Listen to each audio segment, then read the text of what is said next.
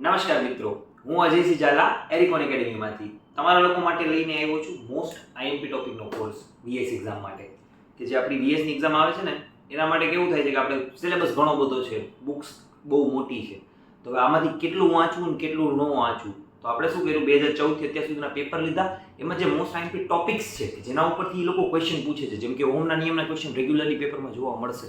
તો આપણે શું કર્યું ખબર છે, ઓહમના નિયમને પ્રોપરલી સમજાય એવી રીતે મેં ટોપિક્સનું લિસ્ટ બનાવ્યું છે કે જે મોસ્ટ આઈએમપી ટોપિક છે અને આપણે એને સ્ટડી કરશું. એટલે કે આમાં છે ને ખાલી આઈએમપી ટોપિક્સની ચર્ચા થશે અને આમાં જે હું ભણાવીશ ને એમાંથી મોટા ભાગના ક્વેશ્ચન તેની એક્ઝામમાં આવતા હશે, બરાબર ને? એટલે ખાલી આઈએમપીએસ એની ચર્ચા કરશું, ડિટેલમાં બાકી વસ્તુની નહીં. હવે કે મેં આ સિલેબસને મેઇન 5 ભાગમાં ડિવાઈડ કરી નાખ્યું. બેઝિક્સ, પછી મશીન, પાવર સિસ્ટમ, ઇલેક્ટ્રોનિક્સ અને મેઝરમેન્ટ બે નાનો ટોપિક છે, એમાંથી બહુ ઓછા ક્વેશ્ચન પૂછાતા હોય છે એટલે. અને છેલ્લો છે સેફટી ને ટૂલ્સ ને એવું કે જે તમે સેલ્ફ સ્ટડીમાં કરી શકો અને થિયરી વાળા છે, બરાબર? હવે એની સાથે હવે આપણે શું જોવાનું છે ખબર કે ભાઈ સ્ટડી કેવી રીતે કરવું. કોઈ બી વસ્તુ હોય તેને શીખવાની કેમ, હાઉ ટુ લર્ન. તો જો ગમે ત્યારે વીએસ એક્ઝામની તૈયારી કરતા હોય તમે મારી સાથે કરો કે બુક્સ વાંચીને કરો, તમારા 3 સ્ટેપ ઓલવેઝ ફોલો કરવાના છે. પહેલી વસ્તુ શું ખબર કે તમે જે ભણો છો ને એ શું છે સમજવાનો પ્રયાસ કરો. સમજવાનો પ્રયાસ મીન્સ કે ભાઈ voltage, current, register, AC supply, DC supply બધું શું છે, શું એ તમને ખબર પડવી જોઈએ. એ ખબર પડે ને તો તમને એને યાદ રાખવું ઈઝી પડે. આપણું એના ઉપરથી આપણું સ્ટેપ આવે 2.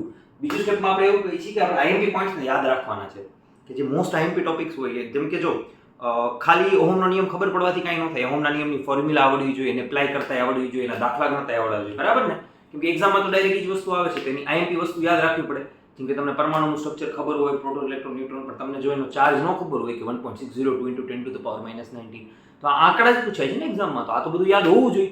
તો આપણો બીજું સ્ટેપ છે ને એ છે કે એમાં જે આખું જે તમે સમજા કે બધું તો યાદ રાખવાનું હોય નહીં કે કઈ વસ્તુ શું છે, એમાંથી જે વસ્તુ યાદ રાખવાની છે આઈએમપી એ તમારે યાદ રાખવાની. અને ત્રીજા સ્ટેપમાં છે ને તમે એના ક્વેશ્ચન આન્સર પ્રેક્ટિસ કરશો. મોસ્ટ ઇમ્પોર્ટન્ટ ક્વેશ્ચન આન્સરમાં છે ને જૂના પેપર જ હોય. જૂના પેપરમાં જે પૂછ્યું એને ઓપ્શન્સમાં કેવી રીતે ટ્રિક કરે છે, આ બધી વસ્તુ જોવો, શીખો, સમજો. તમે જે સમજા, જે તમે યાદ રાખ્યું એ એક્ઝામમાં કેમ લખી શકશો, એ તમારો એટીટ્યુડ ડેવલપ થાય. સો આ 3 સ્ટેપ ઓલવેઝ ફોલો કરવાના. શું સમજવાનું, પછી એના સમજી લેવાનું, પછી એને યાદ રાખી લેવાના એમાંથી આઈએમપી પોઈન્ટ, અને પછી આપણે એના ક્વેશ્ચન સોલ્વ કરવાના, બરાબર? હવે આપણે જે આ વિડીયો છે એમાંથી અત્યારે પહેલો ચેપ્ટર આવે છે બેઝિક્સનું, બરાબર? આ જે પ્લેલિસ્ટ છે એ બેઝિક્સની પ્લેલિસ્ટ છે. આના પછી જો તમારે મશીન, પાવર સિસ્ટમ, પાવર ઇલેક્ટ્રોનિકની જોતું હોય તો તમારા મિત્રો સાથે શેર કરજો. તમારો જેવો રિસ્પોન્સ હશે ને એ પ્રમાણે હું વિડીયોઝ બનાવીશ. જો રિસ્પોન્સ સારો હશે ને તો સેકન્ડ ચેપ્ટર મશીન્સ આવે જ છે, જેમ આ બેઝિક્સ અપલોડ થયું છે ને એવી જ રીતે મશીન્સને અપલોડ કરીશ. જોઈએ તમારો રિસ્પોન્સ કેવો છે. ઓકે, જો તમે ઇન્ટરેસ્ટેડ હોય અને વિડીયોઝ જોતા હોય, સબસ્ક્રાઇબ કરતા હોય તો આપણે ડેફિનેટલી બીજું ચેપ્ટર આવશે. અને જો રિસ્પોન્સ છતાંય સારો હશે તો ત્રીજું અને ચોથું ચેપ્ટર્સ બી આગળ જતા આવી જશે, બરાબર? હવે કે આપણે જે આ વિડીયો સિરીઝ છે ને જેમ કે બેઝિકનું ચેપ્ટર છે તો એને કેવી રીતે સ્ટડી કરવાનું, એમાં 3 સ્ટેપ કેમ ફોલો થશે, તો તમારે શું કરવાનું છે ખબર? પહેલા વિડીયોને જોઈ લો આખો, પહેલેથી છેલ્લે સુધી એકવાર જોવો, બીજી વાર જોવો, ત્રીજી વાર જોવો, જ્યાં સુધી તમને એવું ન લાગે કે મને આમાં ખબર પડી ગઈ ત્યાં સુધી 2-3 વાર જોઈ નાખો. હવે કોન્ફિડન્સ આવી ગયો, મને સમજાઈ ગયું, બરાબર? એ પછી શું કરો ખબર છે? મેં ડિસ્ક્રિપ્શનની લિંક હશે ને એની અંદર મેં પીડીએફ નાખેલી છે. શેની? કે એક માઇન્ડ મેપ બનાવ્યો છે. આના જે શોર્ટ નોટ્સ છે ને, એટલે કે જે આખા લેક્ચર્સ હશે ને એના નોટ્સને મેં એક ચાર્ટની અંદર ફિટ કરી દીધા છે. અને ચાર્ટની અંદર જેટલી વસ્તુ છે ને એનો દરેક શબ્દ યાદ રાખવાનો છે. એ દરેક શબ્દમાંથી એક એમસીક્યુ બને છે, બરાબર ને? તો આ ચાર્ટને પ્રોપરલી જોવો, સ્ટડી કરો, સમજો અને યાદ રાખવાનો છે. અને હું શું કરીશ કે ભાઈ 3 વિડીયો છે ને એના એન્ડમાં તમને એક રિવિઝન વિડીયો બનાવીને આપું છું કે આ રિવિઝન વિડીયોની અંદર છે ને તમે શું કરશો કે આ ચાર્ટને હું સમજાવીશ કે ડેઈલી રિવિઝન કેવી રીતે કરવું આ ચાર્ટની મદદથી. એટલે કાંઈ નથી કરવાનું, ચાર્ટની પ્રિન્ટ લ્યો, પોસિબલ હોય તો કલર પ્રિન્ટ લ્યો, ઘરની દિવાલ ઉપર લગાડો, સવાર સાંજે એને એકવાર રિવાઇઝ કરો. પ્રિન્ટ ન કાઢતા હોય, ખાલી એમને મોબાઈલની પીડીએફમાં વાંચવું હોય તો બી કાંઈ ઇશ્યુ નથી, બટ સવાર સાંજ એને રીડ કરજો. એ રીડ કરી લો ને પછી તમારે શું કરવાનું છે? ક્વેશ્ચન બેંક સોલ્વ કરવાની છે. વીએસ એક્ઝામનું જે એપ્લિકેશન આવે છે ને, પહેલા તો પ્રીવિયસ યર ક્વેશ્ચન સોલ્વ કરવાના છે. એના માટે જે વીએસ એક્ઝામનું એપ્લિકેશન આવે છે ને એમસીક્યુનું, જેમાં પ્રીવિયસ યર ક્વેશ્ચન્સ હોય છે, એને તમે યુઝ કરી શકો અને એને એની અંદરના ક્વેશ્ચન્સ સોલ્વ કરી શકો. ફંડામેન્ટલ વાળા સેક્શનમાં જશો તો મોટા ભાગના ક્વેશ્ચન સોલ્વ થશે, બરાબર? હવે એના સિવાય છે ને પીડીએફ નાખી છે ધ્રુવ પ્રકાશનની ડિસ્ક્રિપ્શનની અંદર કે જે લગભગ 20-22 પેજની આસપાસની છે. આની અંદર છે ને જે મેં ટોપિક ભણાવ્યા ને એનાથી થોડાક ઇન ડેપ્થ ક્વેશ્ચન છે. તેમાં તમને થોડીક નવી વસ્તુ ખબર પડશે કે અચ્છા હા મેં પરમાણુ તો ભણ્યો હતો, પરમાણુમાં આવા ક્વેશ્ચન્સ બી ફોર્મ થઈ શકે. તો થોડીક એડવાન્સ પ્રેક્ટિસ કરવા માંગતા હોય તો ધ્રુવ પ્રકાશનની પ્રશ્ન બેંક લ્યો, એને 2-4 વખત ખાલી નજર મારી લો, તમને ઘણો બધો કોન્ફિડન્સ આવી જશે, બરાબર? હવે કે ભાઈ આ 3 સ્ટેપ્સ છે. પણ સર આ તો ખાલી આઈએમપી ટોપિક જ થયા, બધા ટોપિક શીખવા હોય તો બકા આપણે ઓફલાઈન ક્લાસીસ છે ને એ ચાલુ છે.